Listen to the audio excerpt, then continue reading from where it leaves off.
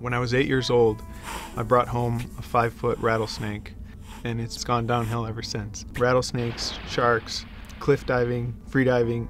I wouldn't call myself an adrenaline junkie. I just realized that the closest that I've ever been to being alive is when I'm so close to death. I was raised in the northern mountains of Mexico.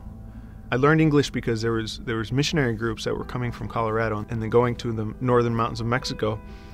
And they were all changed on these short-term mission trips, and they had these unbelievable experiences, and they were close encounters with God. And I would share their testimony, and I would translate for them.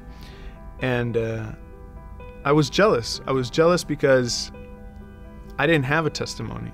I didn't have something like that. I didn't have that life-changing experience, that close encounter with God. I knew He was there.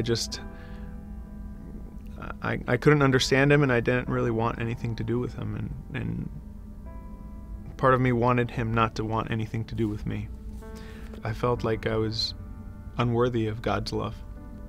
I left Mexico to come to college. Once I got to college, I realized how expensive college was. And so in order to pay for college, I became a commercial salmon fisherman in Alaska. And the first time that I stepped on a boat, I knew I was going to be a fisherman for the rest of my life. I met this man in Tennessee, in one of the rivers, and I found out that he had an orphanage in Honduras. And he said, you know, you can come down to Honduras, you can help us put a support video together, and you know, it's like, maybe you can get some college credits out of it. I said, you know, that'd be great. I would do that. I would love to do that. And so I flew down to Honduras, and one of the conversations that we had during dinner, we were talking about this and that, and somehow I brought up rapture. And they said, well, find us a place in Scripture where it talks about rapture. And I said, it's all over the Bible. They said, is it really though? So they gave me a DVD that said Amazing Facts. And I remember coming back to America, and I started watching, and it said Amazing Facts Presents. And Doug Batchelor started talking. One of the things that he said is that the word rapture wasn't in Scripture. And that was the first time that I actually heard Pastor Batchelor speak.